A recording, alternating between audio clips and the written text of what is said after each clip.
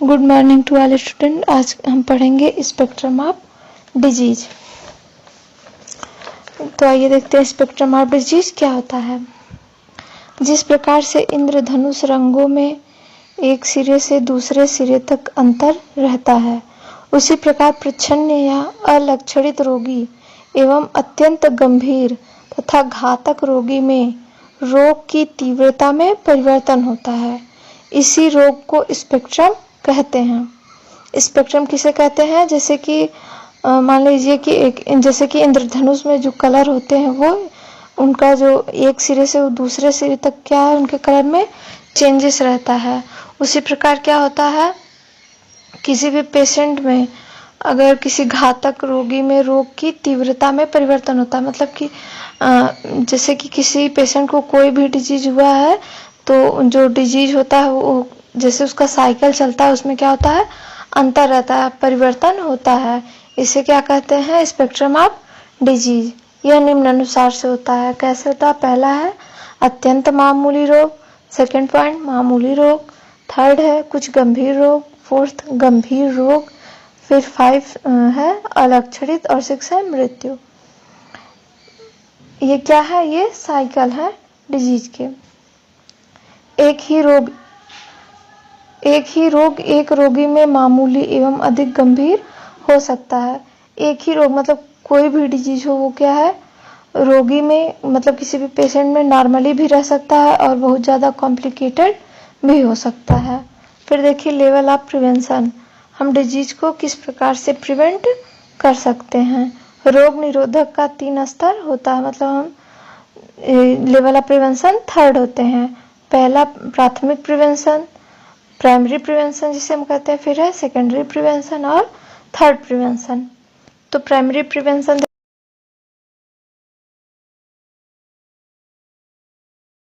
पहला देखते हैं लेवल ऑफ प्रिवेंशन में प्राइमरी प्रिवेंशन क्या होता है। प्राइमरी प्रिवेंशन, इसकी परिभाषा इस प्रकार की जा सकती है। हम इसको किस प्रकार से डिफाइन कर सकते हैं? रोग प्रारंभ होने के पूर्व कार्यवाही रोग होने की संभावना ना रहे। मतलब कि कोई भी डिजीज जब शुरू होता है तो क्या है, कार्यवाही रोग होने की संभावना ना रहे। इसमें विशिष्ट अंतर युक्त कार्यवाहियां हैं, जैसे कि प्रमोशन, प्रोटेक्शन। प्रमोशन क्या होता है? व्यक्ति और समुदाय के स्वास्थ्य में प्रोत्साहन मात्र से अधिक रोग रोके जा सकते हैं। संक्षेप में ये है कि समुचित पोषण, स्वच्छ जल पूर्ति, मल मूत्र और अन्य कचरे का सुरक्षित निपटारा, शारीरिक स्वच्छता, स्वास्थ्य शिक्षा, नियमित स्वास्थ्य परीक्षण और लोगों के जीवन स्तर में सुधार। हम मतलब डिजीज को प्राइमरी प्रिवेंशन में बताया गया है कि हम किसी भी डिजीज को कैसे प्रिवेंट कर सकते हैं। कोई भी व्यक्ति हो, समुदाय हो, जैसे कम्युनिटी हो, उसमें किसी भी डिजीज को हम कैसे रोक सकते हैं, जैसे कि वो प्रॉपर डाइट लें, न्यूट्रिशन लें और जो वाटर सप्लाई है वो सेफ हो और मल मूत्र और कचरे का सुरक्षित निपटारा करें, शारीरिक स्वच्छता रखें और क्या है, स्वास्थ्य शिक्षा, नियमित स्वास्थ्य परीक्षण, ये सब क्या है, लोगों के जीवन स्तर में सुधार ला सकते हैं। ये क्या है, हम कैसे प्राइमरी प्रिवेंशन में, प्रमोशन में कैसे ऐसे इसी प्रकार से क्या है कि डिजीज को रोक सकते हैं। फिर दूसरा है प्रोटेक्शन। प्रोटेक्शन से तात्पर्य है विशेष उपायों से विशेष रोगों की रोकथाम है। प्राथमिक रोग निरोधक अभिष्ट लक्ष्य है। यहाँ यह स्मरण करना उचित है कि विकसित देशों में प्रिवेंशन द्वारा अधिकांश रोग को समाप्त करने में सफलता प्राप्त की है। प्रिवेंशन की तकनीकें चिरकालीन रोगों के निरोध में लागू की जा रही हैं। एग्जाम्पल में क्या है, धूम्रपान बंद करना, आहार नियंत्रण उपाय, शारीरिक व्यायाम आदि। प्रोटेक्शन से तात्पर्य है कि मतलब कि किसी भी उपायों, प्रोटेक्शन से तात्पर्य है कि विशेष उपायों से रोग की रोकथाम करना। इसमें क्या है, जैसे प्राथमिक रोग निरोधक अभिष्ट लक्ष्य क्या है, यहाँ यह स्मरण करना उचित है कि जैसे कि जो विकसित देश है वहाँ क्या है, प्रिवेंशन के थ्रू अधिकांश डिजीज जो है वो क्या है, उनको समाप्त करने में सफलता मिली है। और ये जो प्रिवेंशन की तकनीकें चिरकालीन रोगों के निरोध में लागू की जा रही हैं, जैसे कि धूम्रपान बंद करवाना, आहार नियंत्रण उपाय और शारीरिक व्यायाम आदि। इन सब से क्या है, प्रोटेक्शन होता है। फिर उसके बाद दूसरा है सेकेंडरी प्रिवेंशन। इसे इस प्रकार परिभाषित किया जा सकता है, कार्यवाही जो रोग की वृद्धि को रोग को प्रारंभिक अवस्था में रोककर जटिलताएं रोकती है। विशिष्ट कार्य के शीघ्र निदान, जांच, परीक्षण, रोगियों के सर्वेक्षण कार्यक्रम।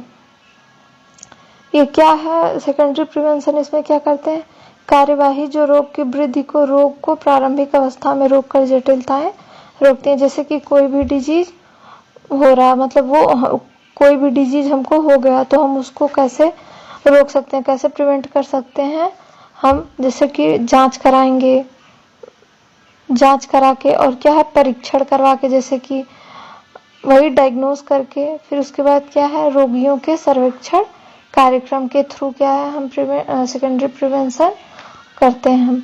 इसमें समुचित उपचार क्या करते हैं, सभी रोगों के रोग निरोधक टीके नहीं है। इसमें क्या है, जैसे कि सारे डिजीज के क्या है, टीके नहीं है अभी।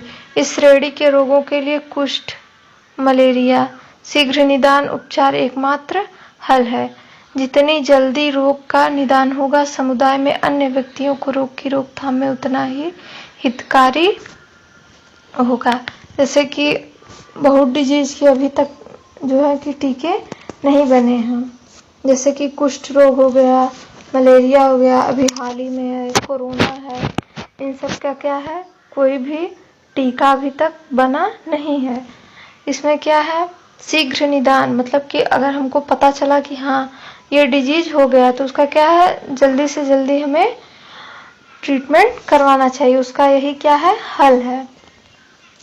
और थर्ड प्रिवेंशन देखिए, थर्ड प्रिवेंशन क्या होता है, रोग प्रक्रिया के प्रारंभिक अवस्था से आगे बढ़ने पर भी तृतीय डिजीज प्रिवेंशन द्वारा रोगों को काबू में करना संभव है। थर्ड डिजीज प्रिवेंशन की परिभाषा है, जैसे कि कोई भी डिजीज है वो हो गया है पूरी तरीके से, हमको क्या है, कोई भी रोग घेर लिया है, तब भी हम उसको कैसे प्रिवेंट कर सकते हैं। सभी उपलब्ध उपाय जिनसे क्षति और असमर्थता को कम या सीमित किया जा सके, अच्छे स्वास्थ्य के वर्तमान विचलन के कारण न्यूनतम कष्ट हो तथा असाध्य स्थिति से रोगों के सामंजस्य और प्रोत्साहन मिले, विशिष्ट उपाय हैं असमर्थ या सीमित रखना। कुष्ठ रोग में शीघ्र समुचित उपचार और प्लास्टिक सर्जरी द्वारा असमर्थता को सीमित करने का प्रयास किया जाता है। इसके बाद पुनर्वास किया जाता है। पुनर्वास के निम्न पहलू हैं।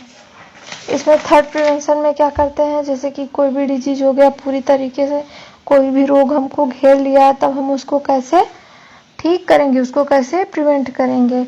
इसमें क्या है, जैसे कि अगर किसी को कुष्ठ रोग हो गया, जैसे कि लेप्रोसी, तो उसको क्या है, उसमें कैसे उपचार करेंगे, कैसे ट्रीटमेंट करेंगे, प्लास्टिक सर्जरी के थ्रू, इन सब का प्रयास चालू है।